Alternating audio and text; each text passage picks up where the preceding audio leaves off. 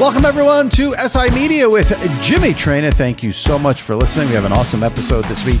First time ever here on the SI Media with Jimmy Traina podcast. James Brown from CBS, host of the NFL Today. Really, really fascinating conversation with the man known as JB. Went to Harvard, tried out for the Atlanta Hawks. So we get into those things. Then obviously did the Fox pregame show for Fox for many years before going to CBS. Got into that, why he left Fox for CBS, and then talked about the NFL Today. A couple of changes over there this year with Boomer Esisason and Phil Simms out, Matt Ryan in, what he wants out of the NFL Today, his prep for the NFL Today, what it's like doing a pregame show in this day and age. And he closes, stick around to the end, he closes with a phenomenal story about his greatest broadcasting flub. So really, really interesting conversation with James Brown from CBS and the NFL Today. Then my buddy Sal Licata joins me for our weekly Traina Thoughts segment, little World Series talk, Dodgers-Yankees. I saw the movie Saturday Night, about the first night of Saturday Night Live, so I get into that a lot with Sal. Before we get to JB and Sal, quick reminder, if you've missed any recent episodes of SI Media with Jimmy Traina, go into the archives, check them out. Did an all Traina Thoughts mailbag last week. You guys sent in a bunch of questions. I answered them. That was last week's pod. Paul Feinbaum from ESPN was on 2 weeks ago. Andrew Marchand of The Athletic. David Shoemaker from The Ringer were on 3 weeks ago. Jeff Passan, Brad Nessler, also recent guests on SI Media with Jimmy Traina. All right. Oh, and make sure you subscribe. The biggest thing I could tell you I left out. Subscribe. You could also leave a review on Apple. We're going to read them next week. All right.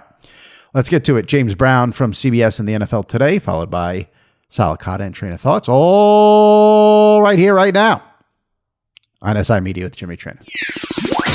All right, joining me now. I always love when I get someone on for the first time, and long overdue. Not sure how this has not happened before, because he has been with us every Sunday for the NFL during the NFL season for many, many, many years, as well as other things. He's the host of the NFL Today on CBS, James Brown. James, thank you so much for doing this. How are you? First of all, thank you very much for having me. And I know I'm expecting you, just like my colleagues. They are not delicate in the studio. So please come at me, because everyone knows I am Mr. Square. Look, and it goes back to when I interviewed for a job after being cut by the Atlanta Hawks. Normally you catch me in shirt and tie, or at least minimally an open collar shirt. So, Jimmy, I apologize to you. So, yes, indeed. There's no need to apologize. Nobody watching this on YouTube will be offended. You got a nice sweatshirt on. We got a nice. I like people who are comfortable and. I know for me, no matter what I'm doing, I perform much better when I'm dressed casually. If I put on a suit, I'm a mess. So, but that's just me. You probably you guys on TV. I've never understood why you have to wear suits. I've never understood it.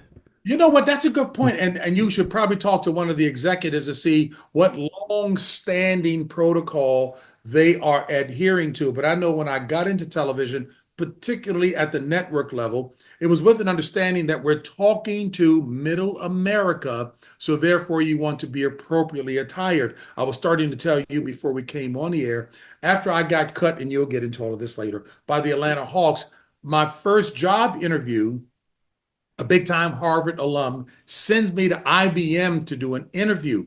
And I go over there, Jimmy, I've got my 4-foot-high afro. I've got my Clyde Frazier sideburns.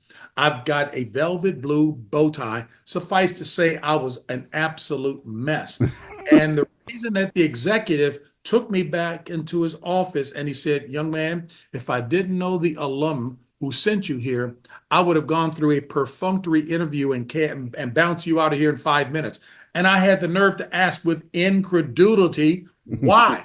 He said, why? Look at you. Did you do your homework to see what kind of environment we have here, the kind of customer base that we have? So from that point forward, when I was at Fox, even when they invited me to a beach party, I was there in a top hat and tuxedo. Mm-hmm. You were in a tuxedo at a beach party. I'm exaggerating, but the point I wasn't tired, Yeah. Got it. Now, when you show up like on a Sunday morning to the studio, are you dressed like you are now, or you even come to the studio in a nice? Because you got Nate Burleson there, and I'm sure he's critiquing. Most of the guys come in casually attired. Yeah. then go to wardrobe, then to makeup. I come in studio ready because I need the extra time to go through the script to make certain that it reflects me, understanding what the highlights, points of emphasis are. There are things that I do that they don't do that I need to be prepared for. So it behooves me to be ready to go just get made up and get on the set to prepare. Got it. Got it. I want to get into the NFL today, but let me start. You mentioned it. And, as an interviewer, you do your prep work. And it's just a fascinating life you mentioned it. Tried out for the Atlanta Hawks, went to Harvard. Your degree, if I'm not mistaken, is in American government, which we won't get into it. But my Lord, as someone who studied American government, I can't even imagine what you think right now. And we have the same birthday, by the way. Is your birthday February 25th? Wow, Jimmy, you did same birthday. Yes, sir. So let me start with the Hawks, because I'm curious to know. So you tried out. Was it you had no chance at all? Was it close? What happened with your tryout with I believe that was back in '73. You tried out with the Hawks. So the backstory is this: having been humbled, it was humbling to be recruited coming out of high school, DeMatha Catholic High School, a powerhouse school in the country, got its reputation nationally when I was in the 8th grade listening on radio when DeMatha High School beat Power Memorial High School out of New York City with then named Luau Sindor, obviously Kareem Abdul-Jabbar. I wanted to go there, and I did play basketball, got over a couple hundred college scholarship offers. My parents wanted me to go to an excellent academic school. Their focus was success in the game of life and creating a solid foundation there. So when I saw the letter from Harvard on the desk of my high school coach, Morgan Wooten, I said, if I can get in, that's where I want to go. It would have been Princeton because Bill Bradley was a hero of mine as I was watching them play basketball, being successful in the NCAA tournament, knowing that, yes, okay, you can blend academics and athletics and be successful at it. But Harvard was the first note. However, when I got to Harvard, here's the bald truth. I didn't work as smart with good input and influence from people to stay on top as I did to get to the top. Drafted by the Atlanta Hawks in the 4th round. The ABA was in existence. I was drafted by the Denver Rockets. That was their name then. But I wanted the big time. Cotton Fitzsimmons, the coach of the Hawks, said we have one position open. You don't tell an athlete that because he thinks he can make it happen. And I was the last guy cut. Pete Maravich and I were very good friends.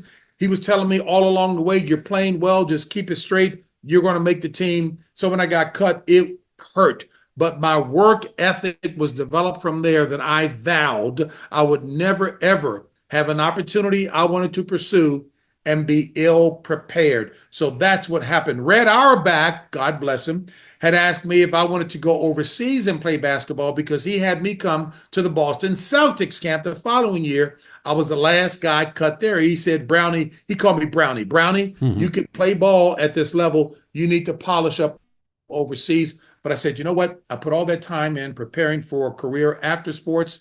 Let me just go do that. So that's that was going to be my follow-up was you don't make it with the Hawks. There was no thought you didn't get to try it with another team or anything like that. That was it for your basketball career. I did the following year. I went to the Celtics training camp. Dave Cowan, I'm dusting off some cobwebs here for many people. Remember, he was the player coach for the Boston Celtics then. We trained up in Marshfield, Massachusetts. Hey, we had training camp outdoors like we were playing in high school on concrete because they wanted to see players dive on the concrete. Oh, my God. Wanted a tough-nosed player. So, yes, when I was the last person cut from that team, that's when Red Auerbach said, go overseas, get some seasoning. You can come back and play at the NBA level. In my mind, I'm thinking, well, you know what? If I wasn't a 6th man or better, 7th maybe, then you know what? Let me start in the game of life. So when you were a kid, let's say high school and then even Harvard, you had no interest in being a sports broadcaster? Absolutely not. Didn't know anything about it. Wow. So when did that come to you? So that was a part of my career search, if you will. After being cut by the Atlanta Hawks, I came home, I cried. I hid in the house for 2 weeks because all of my colleagues like, man, what are you doing home? So that was a deal. And that began a career search, a search for a career, not a job. And I did work 6 months in local government. But then probably the big break was when I went to Xerox in sales and sales management after that experience with IBM, which is a true story. And that was as close as I could get to fulfilling the itch and desire to play or be a part of a team where I contributed something significantly. Was moving up the corporate ladder in sales management. And then it was made aware to me that the Washington then named Bullets had an opening that Mike Reardon, who played basketball with them, was going to step down from his job as the commentator, color commentator for the local coverage of the Washington Bullets to devote time to his restaurant. JB, go audition for the job. I did, and I learned something from corporate America in terms of interviewing, gathering information to present a proposal. I took Phil Chenier with me to the audition. That impressed management at the TV station that was covering the games. We had a great rapport, simulated a halftime. I got the job. And the owner of the Bullets then and Bob Ferry, the general manager, they gave me the opportunity. That was my foot in the door of broadcasting. I was still working in corporate America, moonlighting as an analyst for the Washington Bullets, and continued to stair step my way up, doing some work additionally with Black Entertainment Television, covering Black college sports. Did some work with TVS, a regional syndicator owned by Eddie Einhorn. And that's how I got an opportunity when I came to the attention of CBS Brass, when I did a Big East game, St. John's and Georgetown, came to the attention of the folks at CBS. And that's when they asked me to come on board to be an extra announcer during the first round of the NCAA tournament with all the games they were covering. But one thing led to the next. All right. So I'm going to go backwards and then we'll go back to 84 and sort of the start of the broadcast because I got to ask you about Harvard. For a big dummy like me, I hear Harvard and I think, okay, those are the smartest people on the face of the earth. And I can't imagine how hard it is to get into that school. Tell me your experience. What was it extremely difficult to get in? When you got in, was the work harder than you thought it would be? Was it easy for you? Tell me about Harvard, because just that name has a connotation to, I think, people like me, like, oh boy, Harvard is at the top of the list. And to be clear, that's the way one should look at it. And that's why you heard me say, when I saw the letter on my coach's desk, high school coach's desk, I said, if I can get in, I'd like to go there. Look, I had an opportunity for a full ride. My parents would have loved that. 5 kids. I'm the oldest of 5, 4 boys and 1 girl. My dad worked at the post office. He drove a taxi cab. Then he became a prison guard at the local prison and still drove a taxi cab and worked holidays at Avis Rent-A-Car as a handyman so that my mom, who always wanted to be the excellent homemaker that she was, raising the 5 of us properly, could stay home to do that. Would it have been awesome to give them a break in terms of not having to pay any money? We have financial aid being given to us by Harvard for sure. The synopsis is this. It was a difficult process to get in. They critiqued and screened everybody. Look, they could have just had an entire freshman class of those who scored perfect scores, had perfect scores on the SATs and the ACT. But the professor said they wanted a nice blend of folks there to replicate the real world, but that in fact, everybody was bringing something to the table. I was not a great standardized test taker. I was an A student in the classroom, class president. So the hardest thing was getting in. They then don't want to see you bounce out. So it was hard to flunk out. You had to work at flunking out, but I was around some of the brightest people in the world. It was a phenomenal experience during a difficult time, the Vietnam War, Black Panthers, Students for a Democratic Society. It was a cauldron of folks from everywhere during a very challenging time. Yes, similar to what we're going through in this environment now, but I would do it again. I would never change that, even though we did not realize the success that the talent dictated we should have had. freshman teams. Freshmen could not play varsity. We were the second ranked freshman team in the country behind St. John's of New York with Mel Davis, Billy Schaefer, and that group. We were preseason ranked number 11 in the country my sophomore year, but we never realized the success we could have had for any number of reasons, but I would still do it again.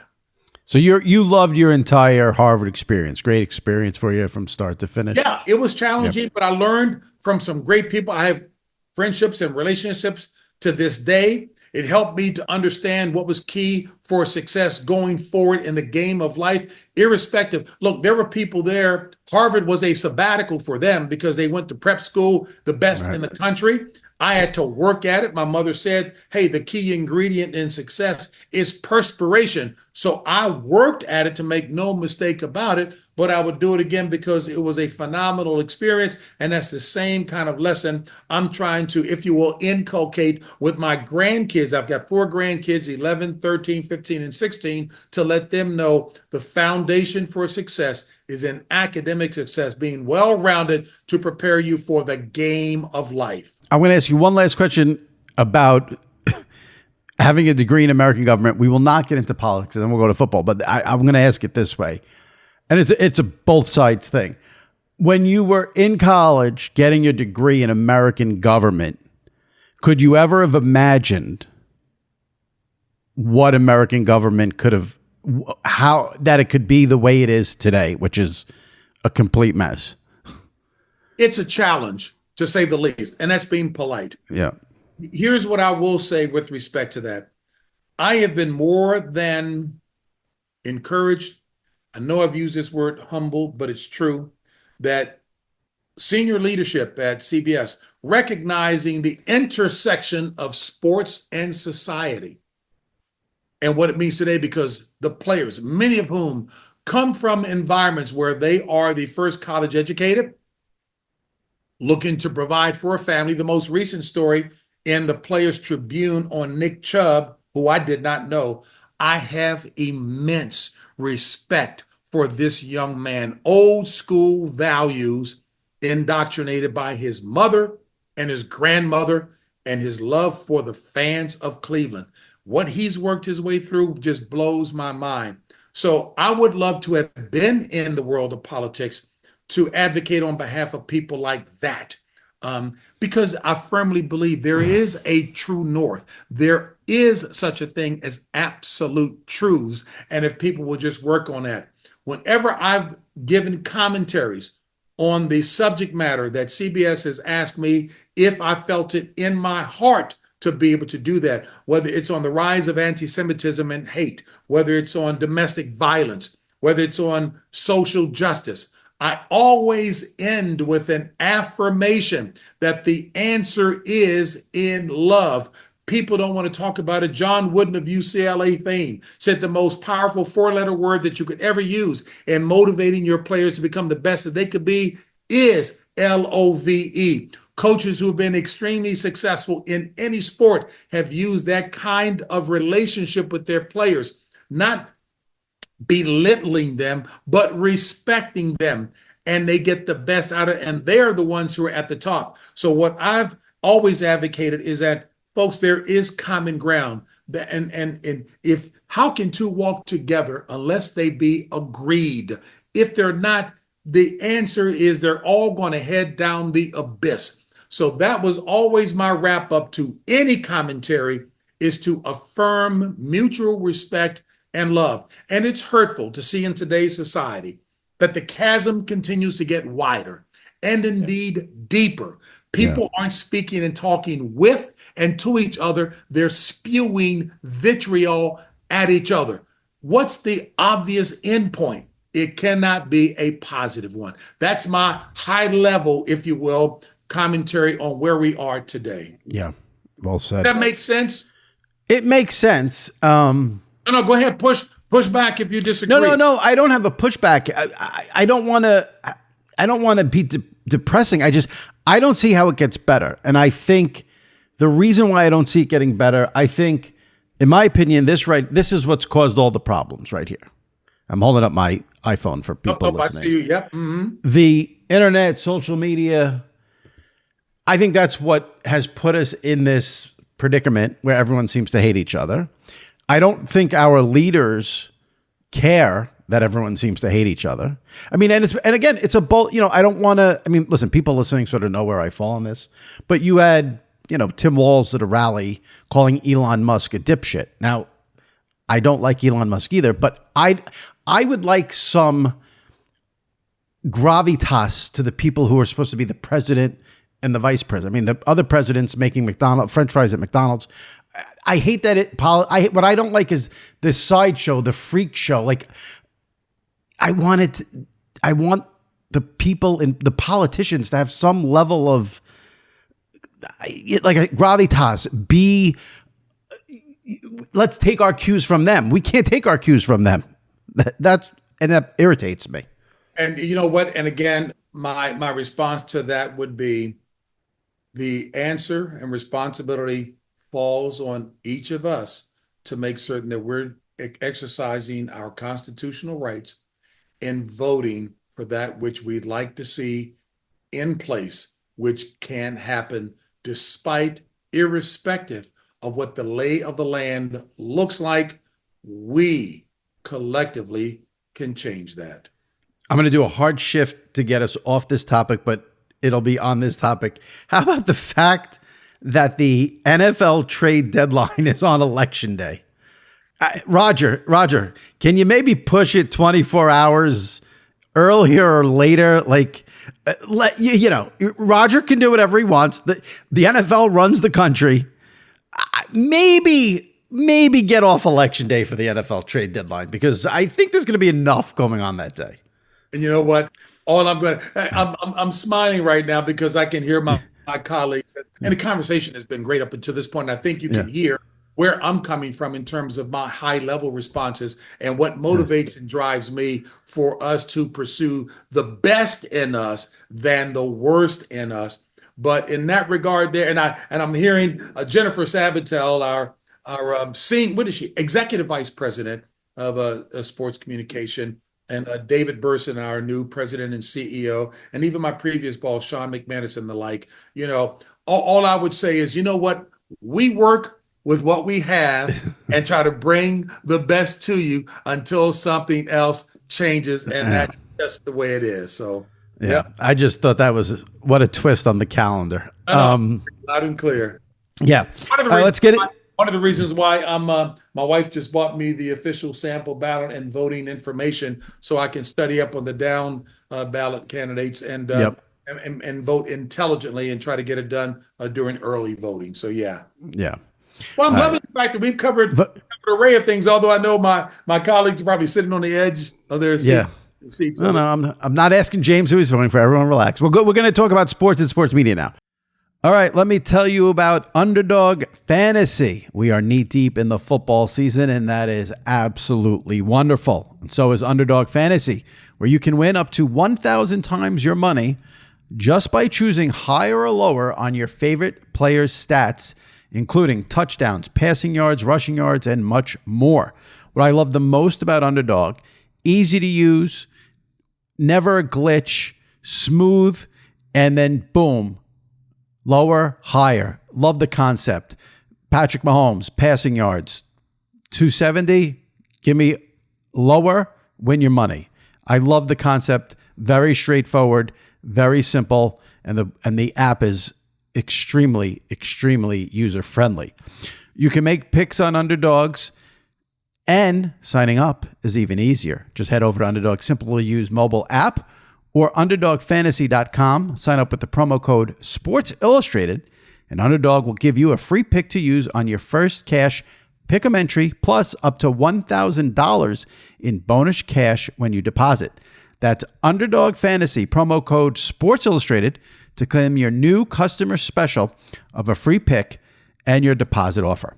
You must be 18 or older, 21 or older in Massachusetts and Arizona, 19 or older in Alabama and Nebraska, and present in a state where Underdog Fantasy operates. Terms apply. Void in Colorado. Concerned with your play? Call 1-800-GAMBLER or visit www.ncpgambling.org. In Arizona, 1-800-NEXT-STEP, or text NEXT STEP to 53342. If you're in New York, call the 24/7 Hope line at 1-877-8-HOPE-NY, or text HOPE-NY.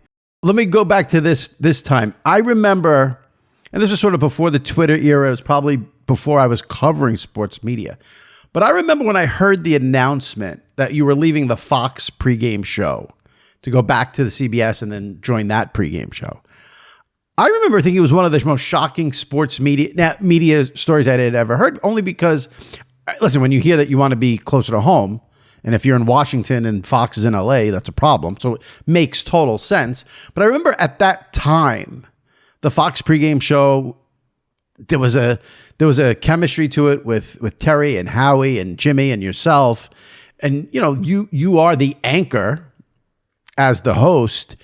Was it a difficult decision to leave Fox back then when you did and go back to CBS, or was it a no-brainer because you just wanted to be close? I think that was, so you were at Fox 94 to 2005, I believe, and then in 05 is when you left? Yep. No, it was a difficult decision. I'm sure Sean McManus, my previous boss, whom I love, would share that with you as well, too. My agent, Sandy Montag, as we were going through that process. It wasn't my decision to want to leave at all. And I understand that there's a business side of this, and you would expect that there would be, the good cop, bad cop scenario in terms of trying to work things out. I'll leave it at that because you're right. For all the reasons, Jimmy, that you just stated, the chemistry was there, a juggernaut of a show, wonderful colleagues with whom I worked throughout, not just in a studio, but throughout the organization. And I'm, look, I certainly didn't map it out that way, but now let me give credit on the other side that Sean McManus is one of the absolute best executives of all time in the world of sports media, sports journalism, broadcast journalism. He was awesome. I bought him. And by the way, his right-hand guy at the time was Tony Petitti. So I bought them and what they were about. And when I did the old SWOT analysis, it made sense. I don't want to allude to too much more than that in terms of, there was a distinct opportunity for that team to have been kept in place. It wasn't. Sorry about that. But I am thrilled to have been sought after and desired by CBS, Sean McManus leading the way. And the fact that I've been there as long as I have, I pray that that's an indication with David Burson, the new president and CEO, that Bill Cowher and I were teasing, obviously we're still bringing some utility to the show as the oldest ones there, but we've got some bright young ones with whom we're working. It's still fun. I remember John Madden making the expression, sharing the expression, if you're thinking retirement, then you're already retired. Look, I'm having a blast at it. It's not always our choice, but I know that there are other things as well, too, that could materialize. But as long as there's some utility and value to it, and you even heard the conversation prior to this, things are going well. I'm excited. I'm enthusiastic about it. But it's always about my colleagues. It's never about me. As the host, my mantra is make them look good, an expression that's biblically sound. Everyone is given a gift.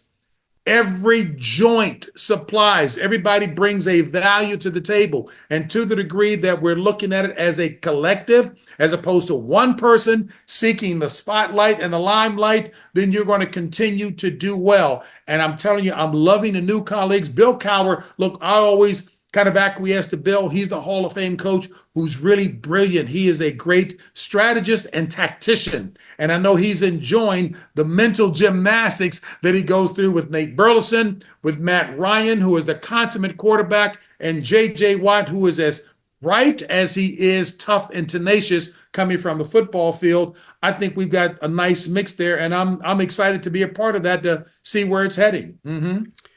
I want to get into the NFL today.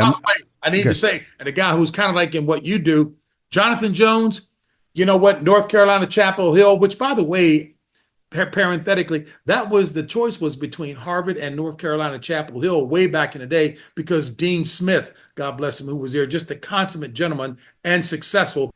Jonathan Jones comes out of that lineage, and Yep. he's brilliant. So, I mean, I thoroughly enjoy him as well. Go ahead, sir. Former colleague of mine at SI.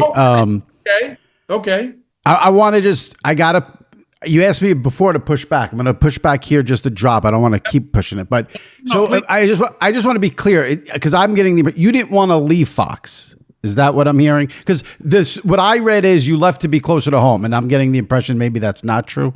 No. Being close to home was always good because that was an element, a significant element in the decision-making process because my mother was heading down the last months of her life. Got it. Okay. Role that she played. So that was significant. But would I have left Fox if, in fact, the right offer had been put on the table? I don't think so. If Ed Gorin, the president, might have had a more significant role, fine. But once I've shaken hands, when I shook hands with Sean McManus on that deal, my mother taught me way back when, even when I was trying to make a decision about where to go to college. I knew Harvard was where I want to go, and you may well recall, if not read through the history books as young as you are, Jimmy, UCLA was the top college basketball. Yep. After I had shaken hands with Harvard that I'm coming there to relieve the recruiting pressure, I get a letter from UCLA. I said, Mom, I've got to go visit UCLA. She said, no, you made the decision. And I respected that. I said, Mom, this is John Wooden. This is UCLA of a dynasty fame. She said, young man, your word is your bond. So when I gave CBS, shook hands with Sean McManus and Sandy Montag about that's where I would go, irrespective of an offer that came in after the fact, that was what was being sought fairly on the front end. I had shaken hands. You honor your word. And that's what I did. Yes, sir. Got it. All right, so let's talk about what goes on today.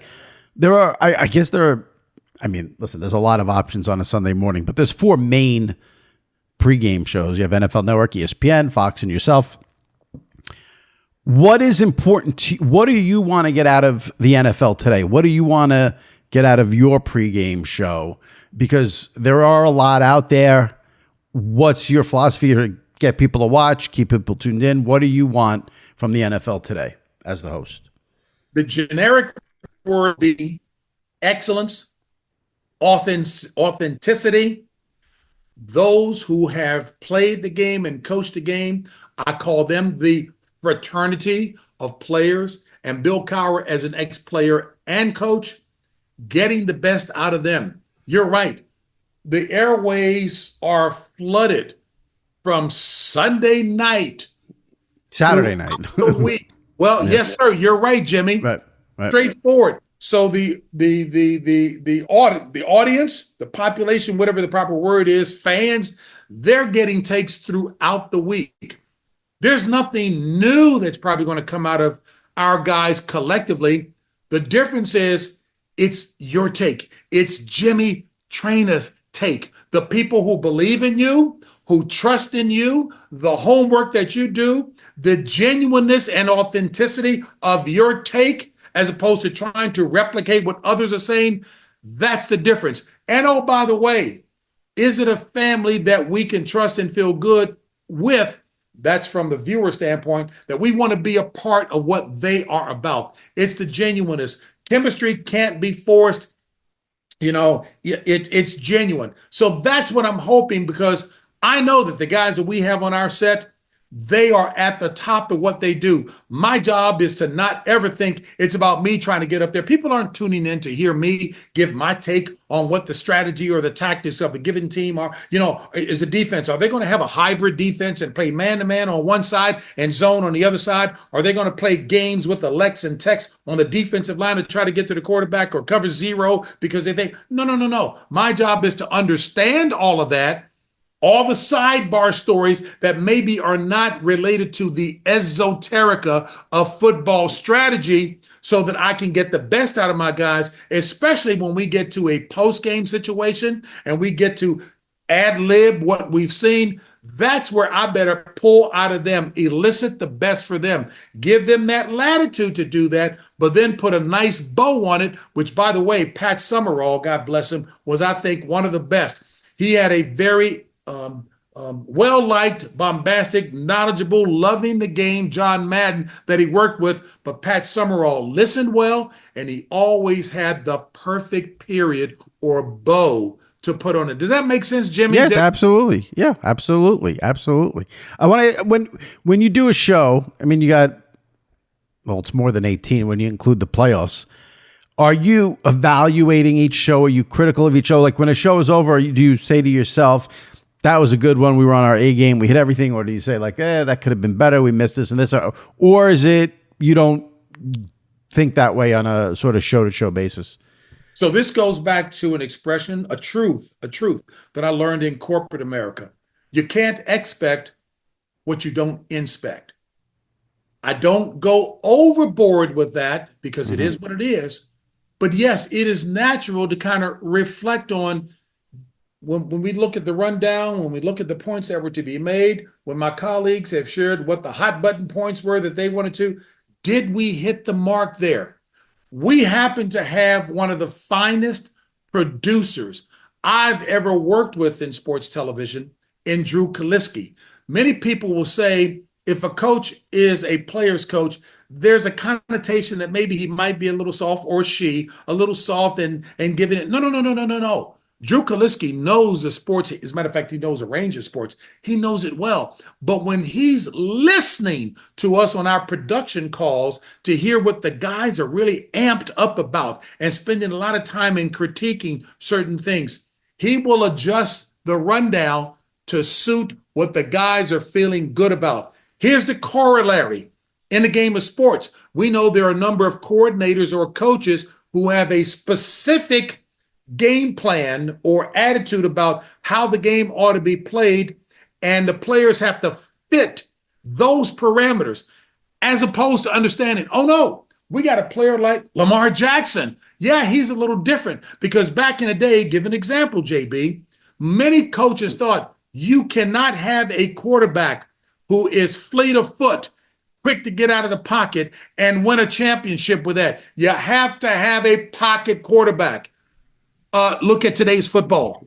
You got to have somebody who is fleet of foot, and that is not necessarily how fast they can run for a longer period of time, but quick enough in that small pocket to escape the run, but still be looking to use that asset, that skill that they have, while still looking to complete it. And when all else fails, they can still give you the ability to be dangerous. Josh Allen, Lamar Jackson, Jaden Daniels, they can still get down the field and create something. Those are headaches for defensive coordinators. So that's what we try to do when we look back over what we've done with the show. Did we get the mark? Hit the mark with that. And we do seek feedback and look each week to make sure we're getting better. Going back to what I said at the top, you can't expect what you don't inspect. Got it. Are you competitive against the Fox pregame show? Like, do you check the ratings? Do you check in on what they're doing? Or you don't pay attention to any of that?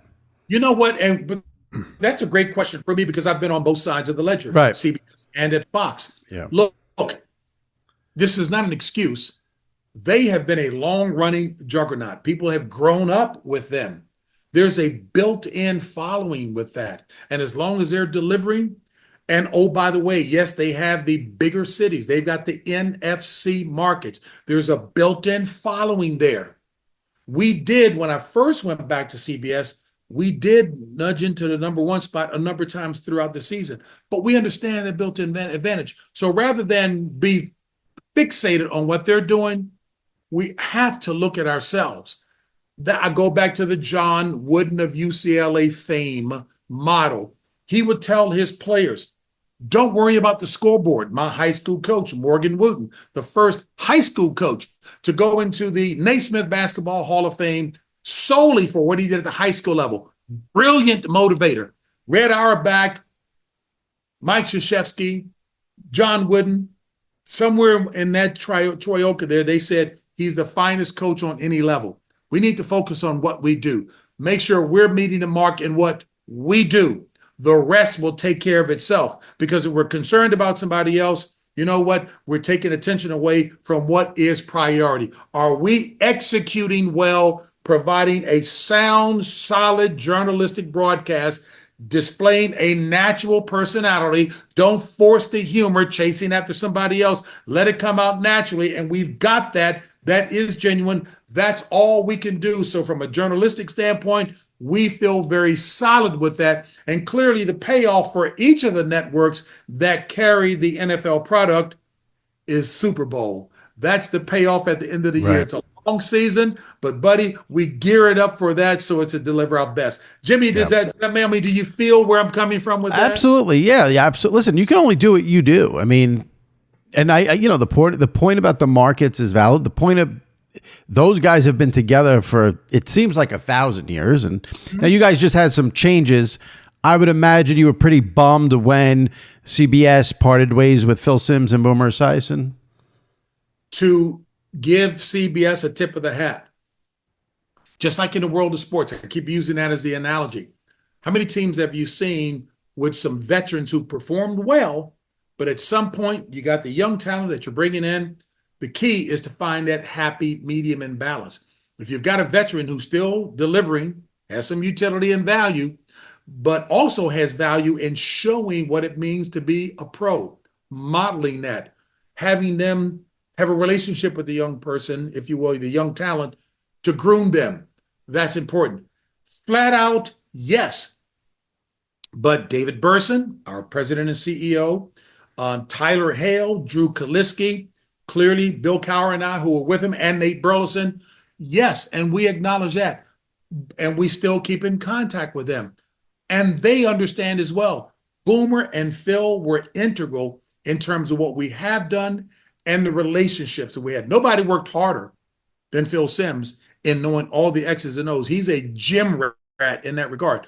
Boomer Esiason can talk any aspect of it because he's well-rounded on sports in general, brought a lot of value. So yes, and also to their credit, J.J. Watt and Matt Ryan recognize that, and we have acknowledged that certainly the first couple of weeks of the show. So yes, but we all know we're there to do the job, and deliver what leadership wanted to get out of this movement, out of this move, if you will, and deliver what they were expecting. And so far, from what we hear from David Burson, that's happening. Yeah, it is. It's an interesting business because everything feels like it has to be younger. But here you are, you know, in your spot. I think, you know, what we mentioned with Fox about the familiarity, I think you have that now. I mean, noon Sunday, you know, JB's on CBS, you know, he's going to anchor the show. And there is something, I don't know what it is about sports, where sports fans, we crave that familiarity. So I can't even say the word. There is something to that in sport. I mean, we've seen it here in baseball. It's been a big theme with me, with this podcast, with my column about, you know, in baseball, you have these announcers for 162 games. The postseason, the biggest games, the most important games come, and those people are gone, and you're stuck with the national broadcasters who don't know your team as well. And fans, I don't know what it is about this postseason, but fans felt that. But there is an odd thing with sports fans where we want and love familiarity more than anything. And you know what? And that is absolutely valid. And the key there, at least selfishly, what I stay focused on is you make certain, JB, that you're delivering excellence, that there's no slip in the game. You need to put the time in. Going all the way back to the beginning of our conversation, when I realized and examined why I didn't make the basketball team with the Atlanta Hawks, and where people were trying to give me a built-in excuse to point a finger of blame at somebody, there are three fingers pointing right back at you. What did you do? Examine yourself. You know, there's another expression that has biblical roots where it says, examine yourself to make sure you are walking in the faith. All truth is parallel. What's true in the natural has implication in other spheres as well. So I examine myself to make certain, heavens, hey, Jimmy, I'm enjoying this conversation with you because you're clearly seasoned, gifted. You ask the right questions. You don't let me escape. Not that I'm trying to escape anything. No, you're saying, is this the real answer? I mean, let me push back on you. That's good. That's the conversation. And I hope what has come across has been genuineness. So it's the same thing in terms of me preparing for whatever broadcast. Hey, Jimmy, look, I covered figure skating one time. You got to love this. So when I was covering figure skating, thank God it was live to tape, Jimmy, Okay. working with Mary Lou Retton. And a producer says, JB, just be inquisitive because this is not something you grew up with. So I'm asking Mary Lou Retton a lot of questions as we're walking around covering the various aspects of that gymnastics event. We get to the balance beam, Jimmy. And so I'm looking at it and I'm asking her questions as the women are performing their routine on the balance beam. That's got to be one of the most difficult apparatus ever to work on. And at the end of that routine, I asked her, I said, well, how come the men aren't performing a routine on the balance beam? And she's thinking we're live on TV. Jimmy, she just kind of looks at me like, you'll figure this out in about 10 seconds. And I said, oh, okay, I get it. That would have been a great live TV moment. That would have been a great live TV moment. Hey, look here, and if I were in any lighter skin, you would have seen me blush. Thank goodness. Yeah. Too dark to blush. So yeah, that's the moments people like me who cover this stuff live for. We would have loved that back in the day. Yeah. With big wireless providers, what you see is never what you get. Somewhere between the store and your first month's bill, the price you thought you were paying magically skyrockets. With Mint Mobile, you'll never have to worry about gotchas ever again. When Mint Mobile says $15 a month when you purchase a 3-month plan, they mean it. And how refreshing is that? With the fees and taxes that we all get hit with in our cell phone bills, it adds up, and you don't know what you're paying for. But that's not the case with Mint Mobile. Mint Mobile is here to rescue you with premium wireless plans starting at $15 a month.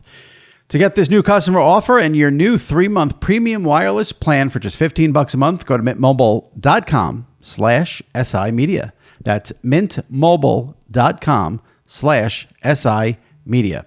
Cut your wireless bill to $15 a month at mintmobile.com/SI Media.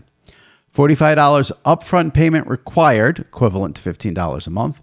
New customers on first 3-month plan only. Speeds slower above 40 gigabytes on unlimited plan. Additional taxes and fees and restrictions apply.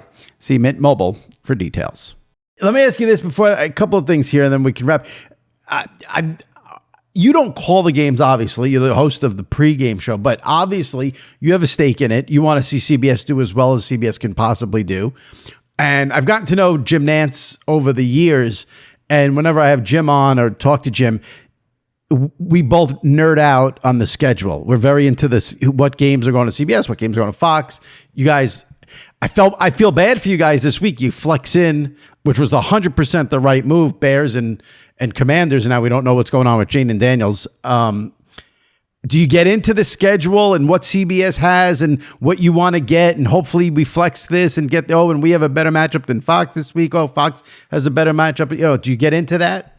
Hey, you know what? And I did play-by-play when I first drove to the business. I did it for a number of years with CBS. Ted Shaker.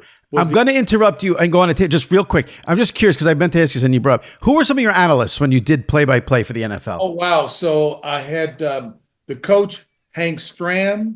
Okay, good one. I had Kenny Stabler. Oh, wow. I had Randy Cross. Dan Jiggets, who was a classmate in undergrad. He played for the USFL and in the NFL. Those are the ones that come quickly to mind. I don't think I had... Stabler must have been an interesting... And Hank Stram. Stabler was a piece of work. He loved the sport, and he was a different personality who gave it to you straight. I loved working with Kenny Stabler. I worked with all those guys, and I learned something from each guy in terms of the sport itself. So yeah, Those are some of the guys that I worked with for sure. But yes, we look at the schedule. Yes, of course, we want to have the bigger games. We get geeked up if, in fact, we've got a big game, and especially one that we still flex into. Yeah, we were hoping it would be Jaden Daniels and Caleb Williams as he's coming back home to the Washington, D.C. area where he played at Gonzaga High School and has been improving week by week, leaps and bounds. So yes, but at the end of the day, we can only do with what the schedule is, and we want to give you the best when those opportunities come. We don't give you any less, and I can tell you that is absolutely true. But yes, it goes up a notch in terms of excitement and enthusiasm when we've got a matchup that we know means something. And we've got leadership led by David Burson and the rest in terms of advocating as strongly as possible for the best possible schedule. Give me, this will be the last one here. Give me your full Sunday, like when CBS has the national game at 4:25. Give me like from the minute you wake up to the minute you go to bed. What is the James Brown Sunday like during this season?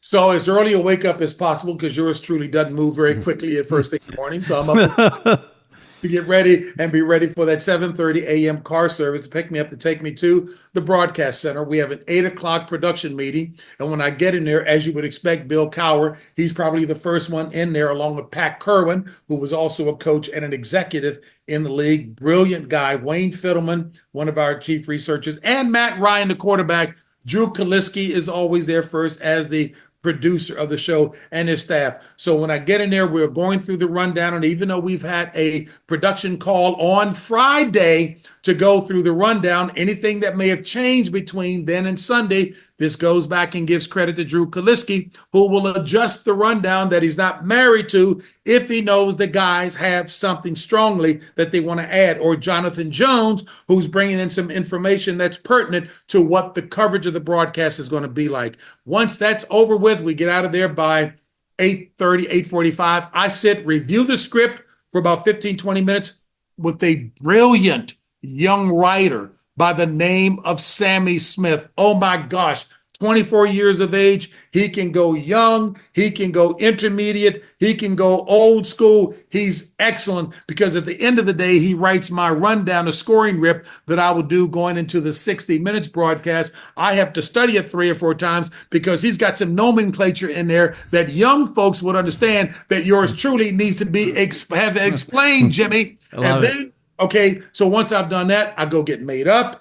Then I go to the set to get on set between 10 and 10:15, do all of the recordings of the tosses that we're sending to the various markets that'll be televising CBS games. And then I throw it out to the announcers with a predetermined throw to them to open up their broadcast. Then my guys come in and we'll go through a rundown, a quick rehearsal of each of the segments of the show, just to make certain that there's a groove. We don't go through everything because we don't want to be stale. We'll just refamiliarize ourselves, and then we're on. We got the pregame show from 12 to 1, but I bet you a dime to the dollar. What the guys really love is once the games have started, when we do the halftime or the in-between games for the setup for the late game of the doubleheader, and certainly afterwards, when we get a chance to wax poetic about what has taken place, that's where we make our money, and it's really fun because they get to weigh in with what they know. And I better have been watching the game well enough, getting some input from guys like Brian Coyle, Wayne Fiddleman, and Pat Kerwin, so that I'm prepared to ask the pertinent questions of my guys as we wrap up the day. Love it. You know, it's funny. 2 quick things on that. One of the things that's changed with the red zone and Sunday ticket and the phones, obviously, going back to sort of like the 80s. If you watch the NFL in the 80s, people don't understand the rush, the adrenaline rush you would get watching a game.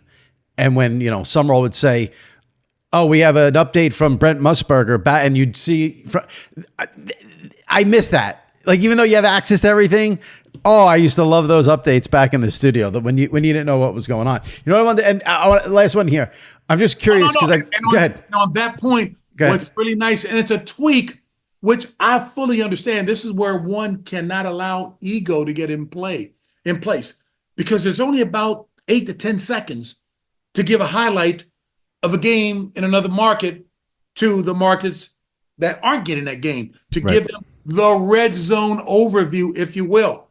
Well, you know what? Why should I steal time, valuable 3 or 4 seconds away from the analyst who's going to give you the overview with his perspective and insight? So now what we do, we rotate that responsibility with each of the co-hosts, Nate Burleson, JJ Watt, Matt Ryan.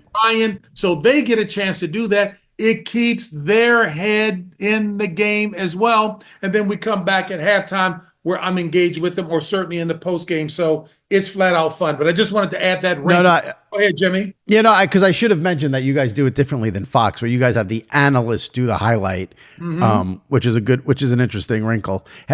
What is it like watching a Steelers game and TJ Watt with JJ Watt? Hey, that's his brother. Right. Proud of him. Human nature cannot get in the way. Now, he will still be, and I have big respect for him in this regard, he'll still offer honest critique. Look, this year, something relatively new, I think we started it last year, where some teams will have their players give a little 60-second, 90-second interview right before the game where they're out on the field warming up or whatever. And TJ Watt did not want to do that because he's in his zone. And JJ had to press him all week to say, hey, I respect that. I know where you're coming from. And I probably wouldn't have done it either. He says, but I'll make it like, and we get great insight because the guys who are a part of the fraternity, Nate, JJ, and Matt, and Coach, they can get those things out of those players, which gives us some insight. It's really interesting to understand what their pregame routine is all about, the kind of music that they do. A number of the guys who you wouldn't have thought it said, oh no, I go and have a prayer time before I go out there. It's a tough game. I have huge respect for them. So that's why I'm respectful of them, because it is a hard game. I remember having some guys who played the game that I was working with in the studio go out and watch a game from the sidelines. And after the first series, they turn and look at each other and say, do you realize how hard they're hitting out there? And we actually played that game. So I have big respect for them. Go ahead. When TJ gets his sack, what is JJ doing in the studio? You know what? But to his credit, he's dissecting how it happened so as not to betray the viewer, to be Homer and talk about my brother. No, I'm talking about when we're not seeing we're not on camera? Yeah. Look, you know what? But even then, we don't see him jumping up, giving a yes. Okay. He's basically critiquing it, which I have respect for. What worked? Because TJ's got 2 or 3 different moves, and the opposition, are putting 2 or 3 different guys on him. Chip him here, chip him there, block here. You know what? So he's working to see how it's going the whole game, and the psychology that's taking place from the first quarter to the fourth. You've got to be a good chess player to vary it up if things are working properly, but recognizing that the offense is going to adjust as well too. I love the chess match that we see each and every game in an NFL game, because there are some of the best minds between offensive coordinators and defensive coordinators. They're some of the best strategists and tacticians in any arena. All right, this will be the last one, I promise, because I'm just thinking. It's been good. Go ahead. Obviously, anyone who has listened to this, anyone who's watched you for all these years, you're as smooth as they come. When it comes to speaking, no one's going to top what you can do there. As smooth as you can possibly be.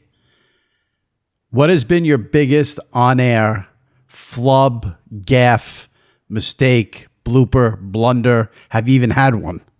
Oh, yeah. Oh, please. Heavens, yes.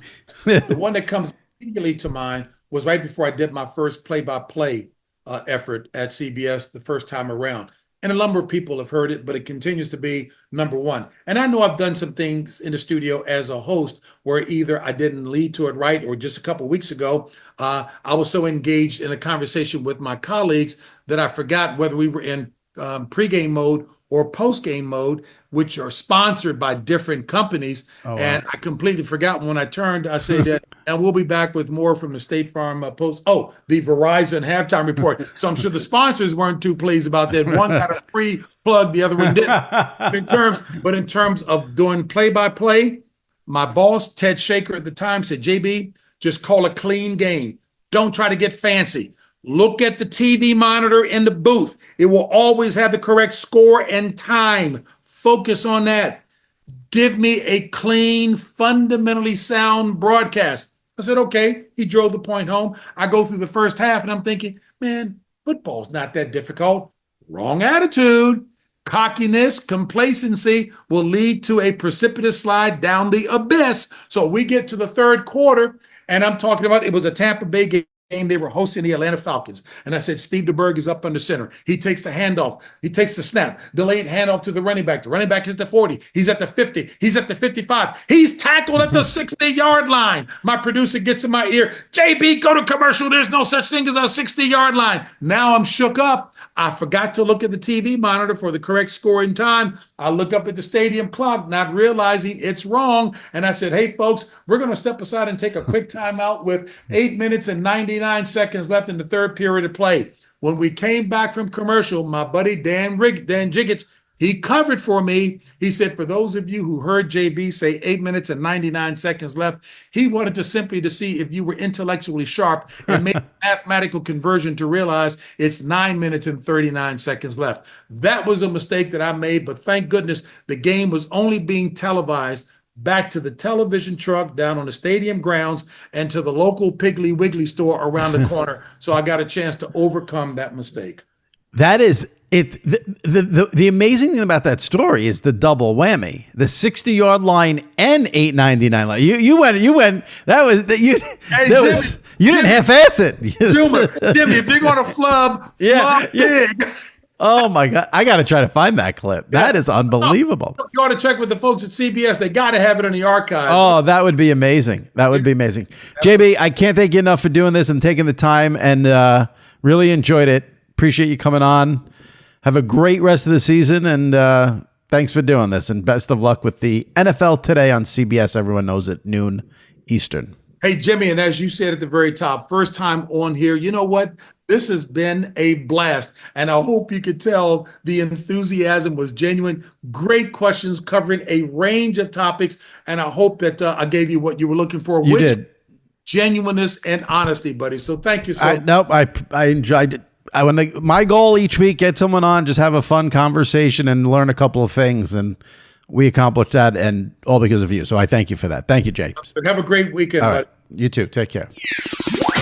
All right, joining me now, as he does every week, for our Traina Thoughts segment from WFAN Radio in New York, SNY TV in New York, my buddy Sal Licata. Sal, are we over the Mets' loss? How are we doing?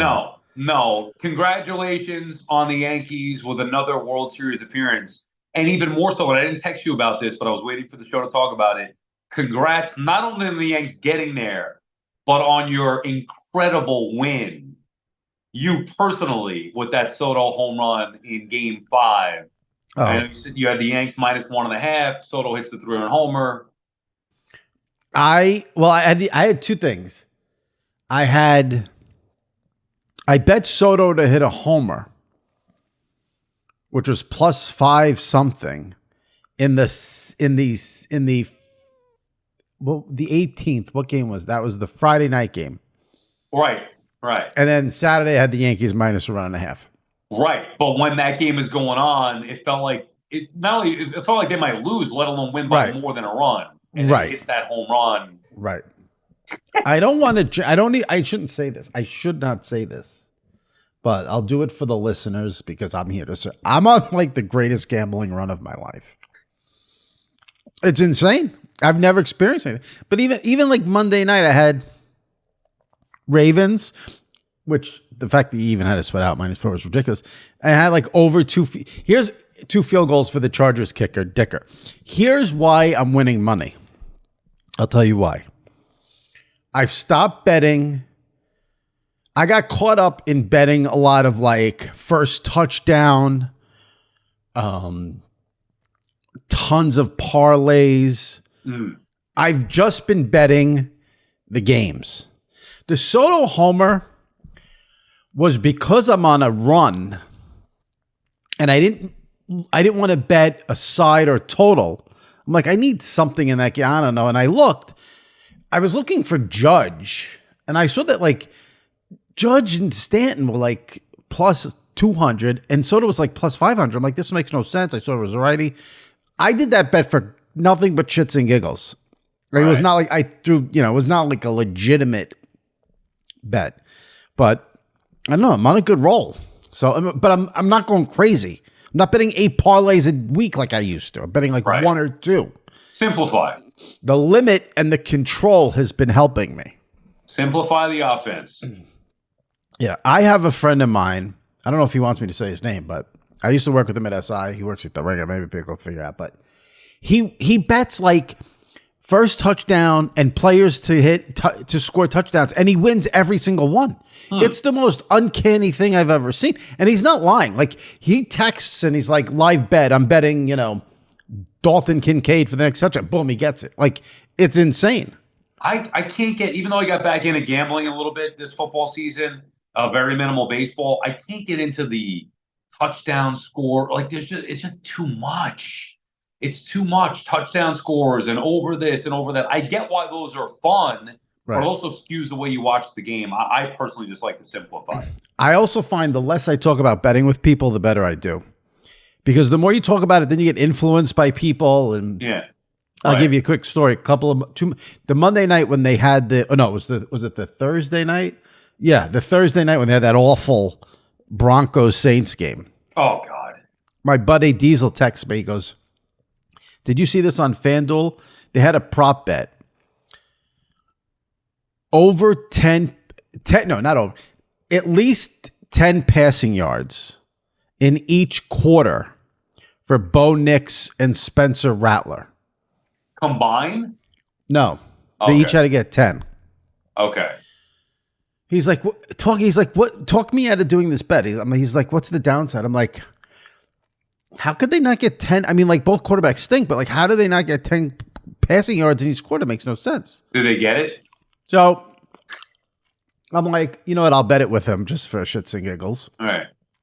First quarter, each of them goes over 10 yards easily. Okay. Second quarter, each of them goes over 10 yards easily. Third quarter, each of them goes over 10 yards easily. Fourth quarter, the Broncos are up big. So Rattler goes over easily.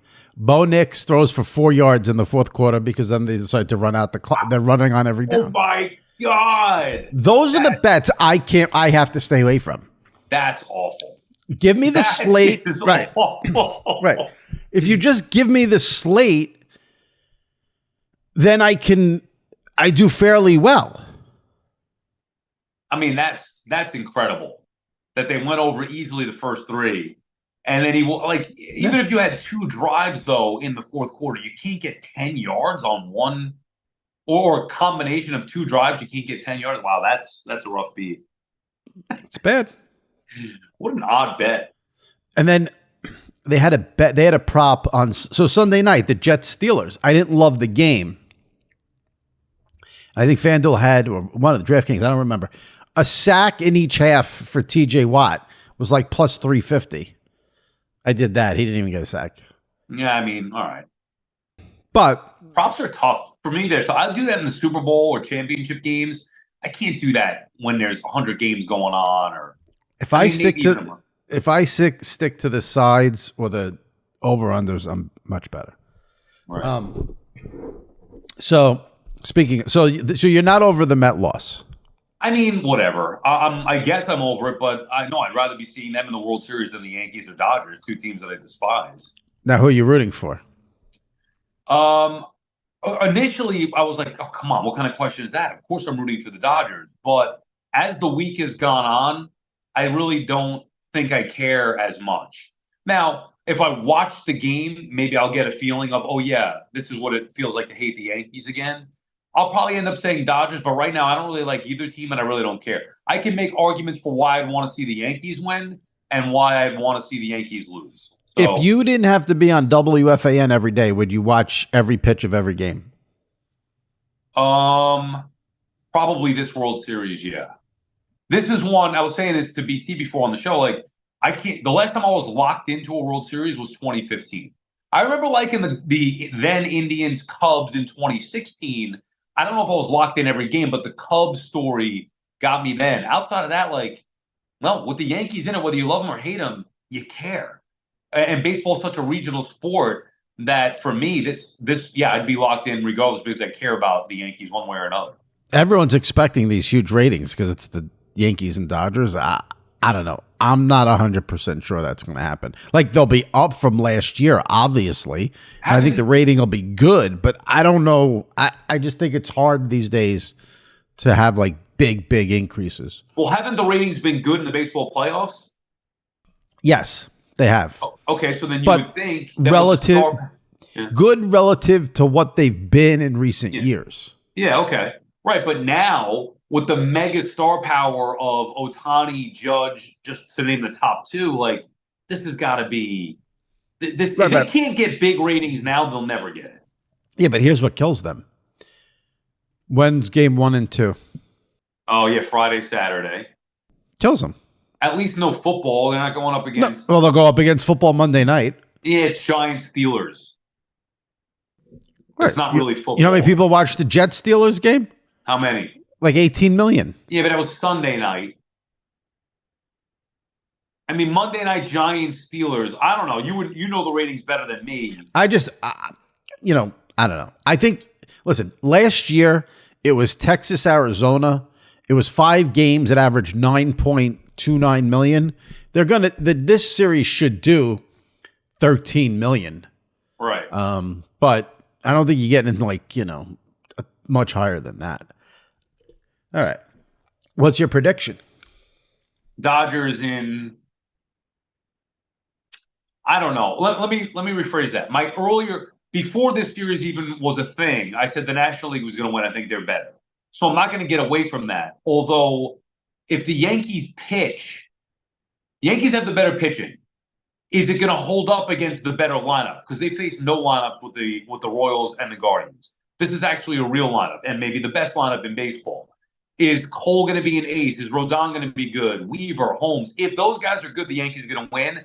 I still think that they're going to get hit. Therefore, I'm going to say the Dodgers. The easy thing is to say Dodgers in 6 or 7. I'm going to say Dodgers in 5. What a word salad. Yeah, what? Like, I gave you a reason. I just wanted a prediction. I gave you Dodgers in 5. 5. What's yours? Huh? 5? Yeah, why not? I think the Yankees are going to win the series. I don't know how many games. Okay. But they'll win the series, I think. Why? Because if Stanton is hot and Stanton's going to hit, and they have Judge, Stanton, and Soto, and the most underrated thing of all, and I think the reason why they were able, they were able to breeze through because it was the Royals and Guardians, but if Gleyber Torres now is going to be like this leadoff hitter who's going to contribute, I think they're going to score a lot of runs. Right. It's just a matter of if they can hold the Dodgers down. And Garrett Cole has gotten better and better. He's 2 out of his last 3 starts have been bad in the postseason. His last one was really good, right? No, Am I wrong on this? He had a good one in the middle. His second one against the Royals was good. Not a good one against Cleveland. Oh, I thought he had a good one. Why am I getting that wrong? I'll try to look that up. His good one was game 4, I think, in Kansas City. I do still worry about Luke Weaver. Remember, I had to take credit for that when he blew that save because it was so nice that I had people like tweeting me because that means they were listening to the podcast.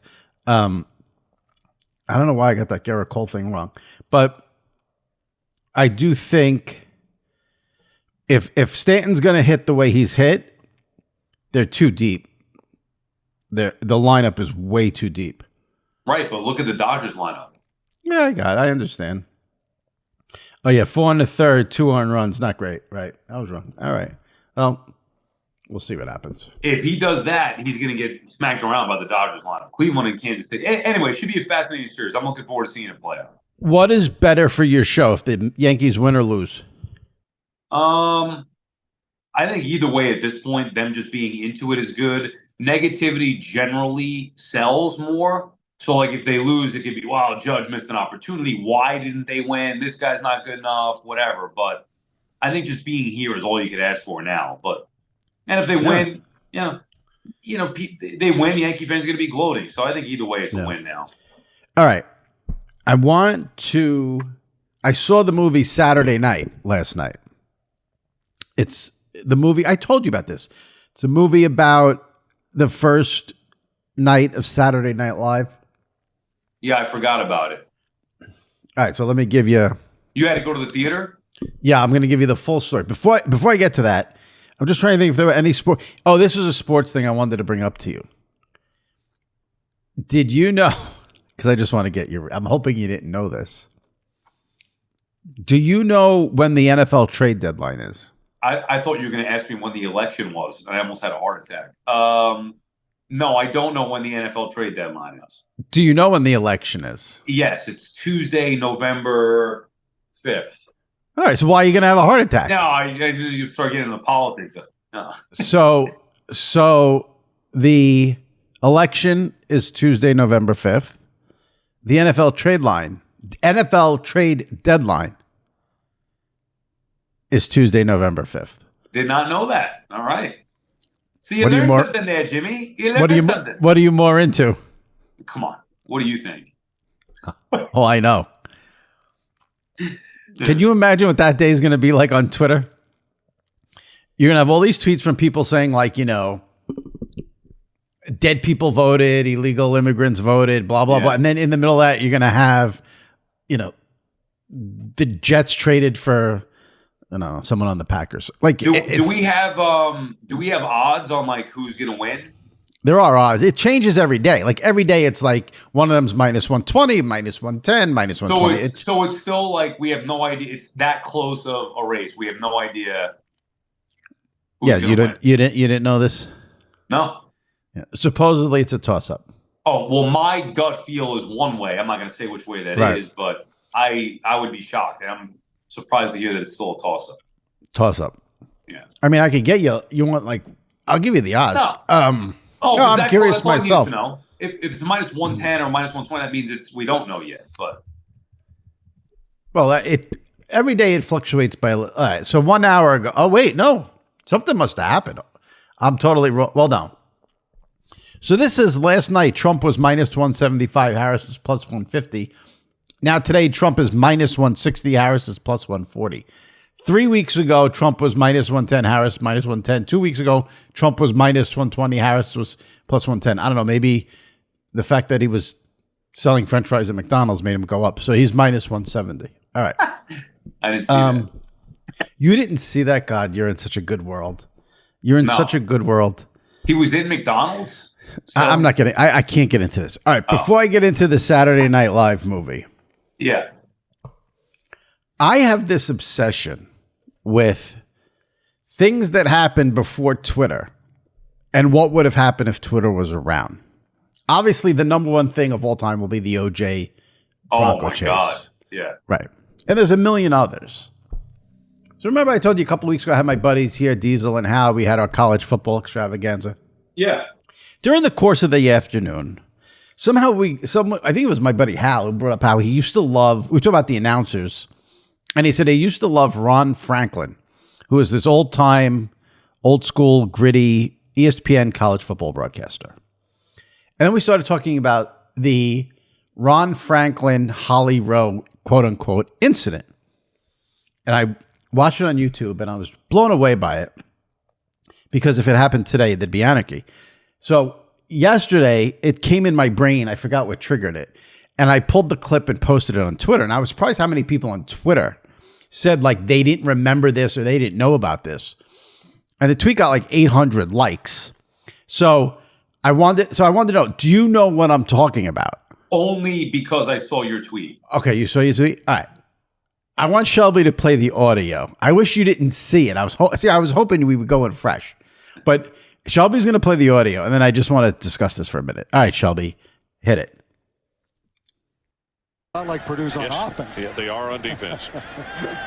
Only thing I can tell you is that with them continuing to call timeouts, it's not going to take us very long to get to the hotel. You're saying that this stand is empty, yes. Ball is tipped and intercepted. Second time tonight that a ball has been tipped at the line of scrimmage. And so the game's a blowout. The team's calling timeouts. Now they throw an interception. And Holly Rowe, let's go down and check with you. Well, guys, we're kind of joking around, why is Purdue calling timeouts on defense? But I really respect what Brock Spack's doing right now. He's been talking to his defense saying, let's worry about this series. He's coaching all these substitutes because who knows if they're going to have to open up this competition. So what message does it send to the kids if the coaches give up? Got to respect Brock Spack for continuing to coach his kids down to the last minutes of these games. Holly has not given up. It's 49-21, sweetheart. I mean, here's the thing about it. He's just using the word sweetheart there. But my God, the viciousness that comes across. I would have done anything for this to happen in the Twitter era. He's saying it in such a derogatory, demeaning way. Good for Holly punching back. Like, generally, so what would happen is the sideline in this case would say, hey, I got something here. Go up to the booth. So she's hearing these two guys make fun of the guy for calling timeouts. She's saying, hey, he's really doing something here. Let me get this to these guys. And they just completely disregard it and demean it. And you're right, that would have been a huge deal. I don't know who that is, Ron Franklin. I'm not familiar with him, but that was bad. You hit it on the head. It's a very, very short, quick. There's not a lot of words there, but that tone, is just. That gives you a great example of what a lot of females have to deal with, or had to, maybe still have to, right? About not being respected, not being taken seriously. And Holly, to her credit, just plowing through like, hey, you knuckleheads, you shouldn't be making fun of this. Like, there's something really good going on here. Listen, he's 100% out of line. There's zero defense. But it's 49-21, sweetheart. It's a phenomenal line. I'm going to start using sweetheart on you and you say something dumb. That's brutal. That was so bad. It was rough, but it was because it's so quick.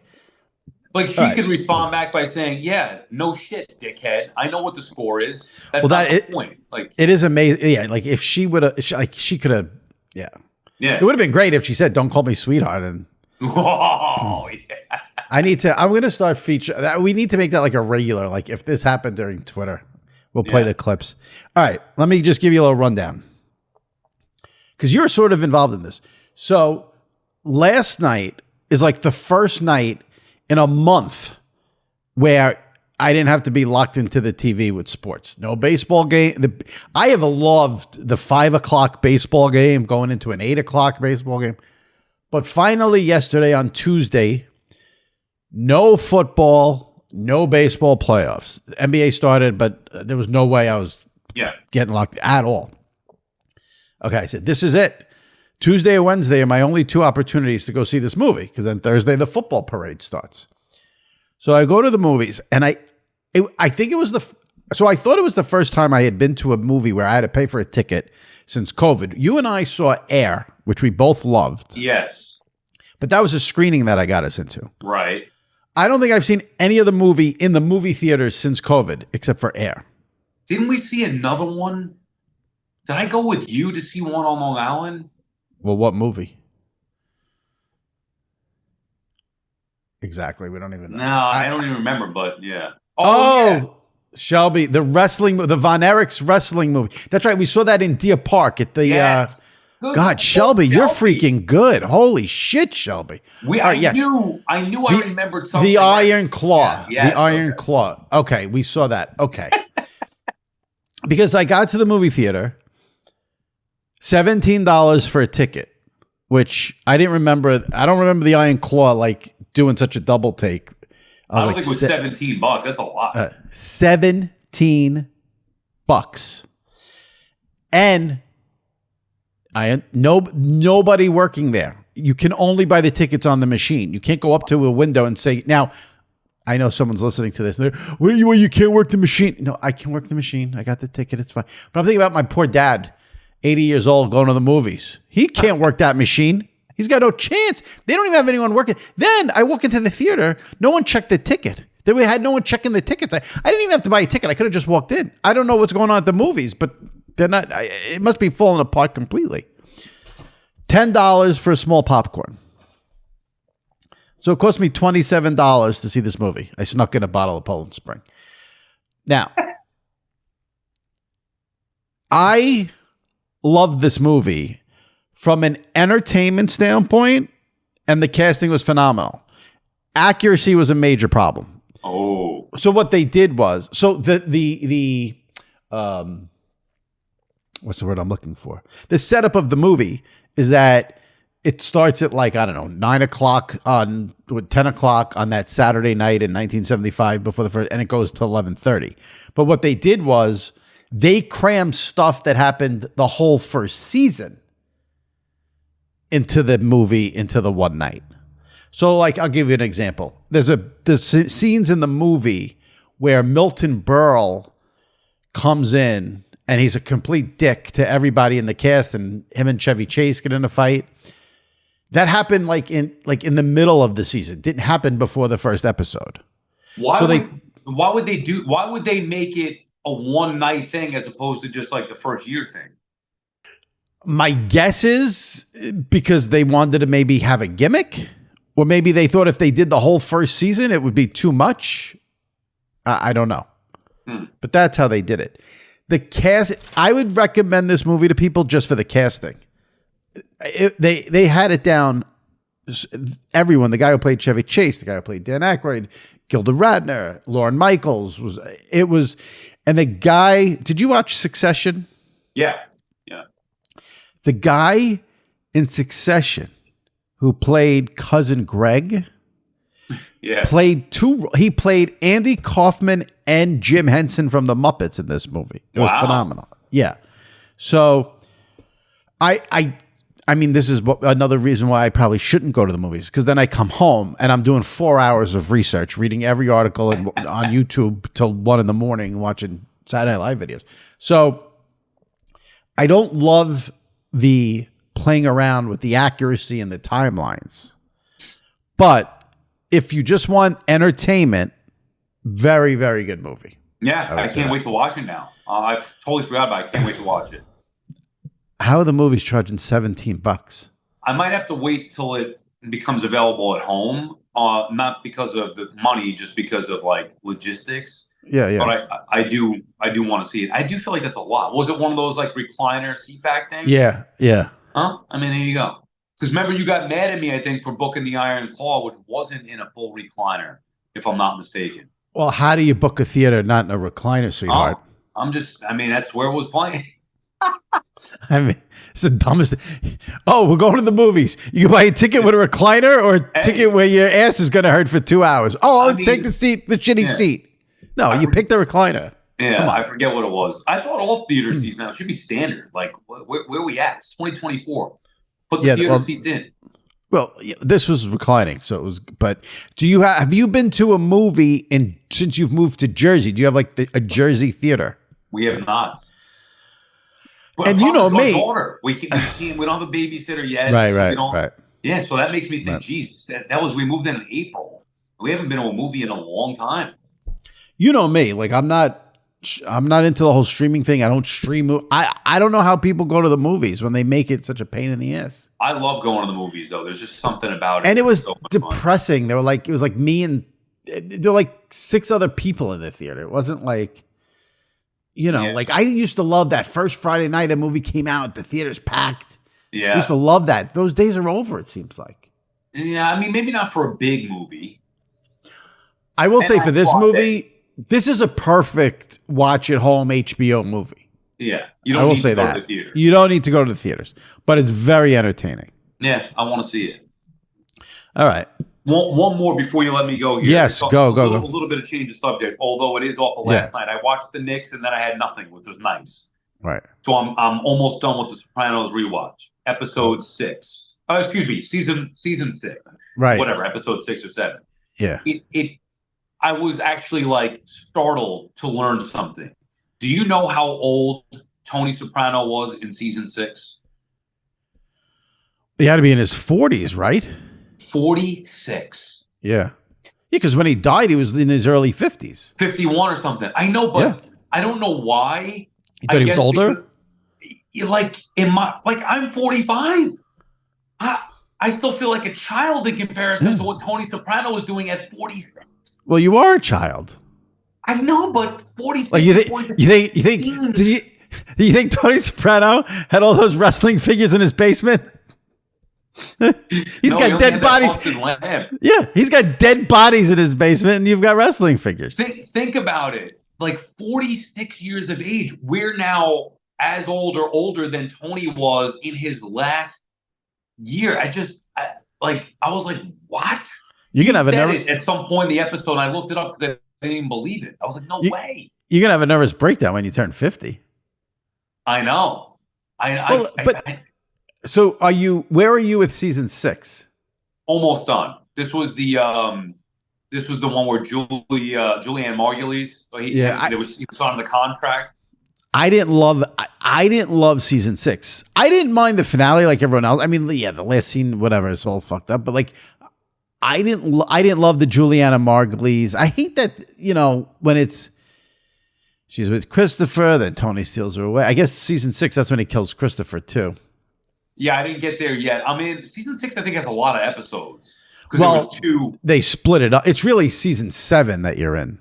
No, I'm still in the initial season 6. Oh, okay. So yeah, because they call it 6A and 6B or 6. Yeah, so I'm in 6A still. I just saw Johnny Cakes. Oh, Johnny Cakes. Yeah, even that I don't know. Yeah, I know.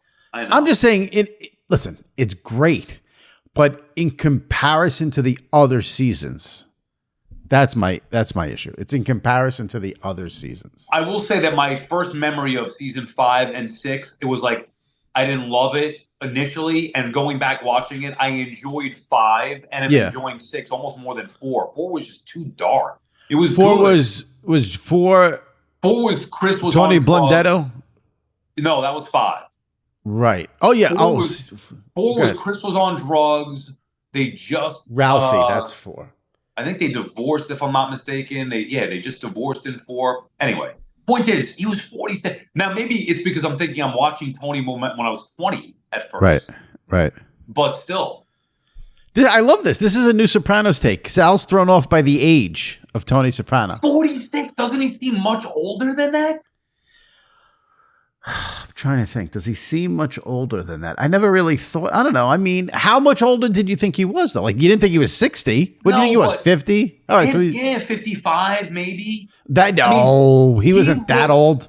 Nowadays, like, 50, I know they say, 50 is the new 40, whatever, but like 55 is not that old. 60 is kind of like, you're still not old. Yeah. Like Tony to me feels like 55, 60, like he's a father. Nah, you're yeah, he's a father. It's not 55. He's got high school kids. If you have high school kids, you're probably 50. Meadow was out of college at this point. He was 46. Yeah, I guess.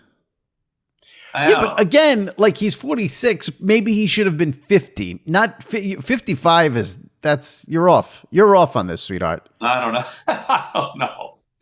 All right. Well, enjoy the World Series. You too. Good luck. Yeah. Yeah. When you've seen 6.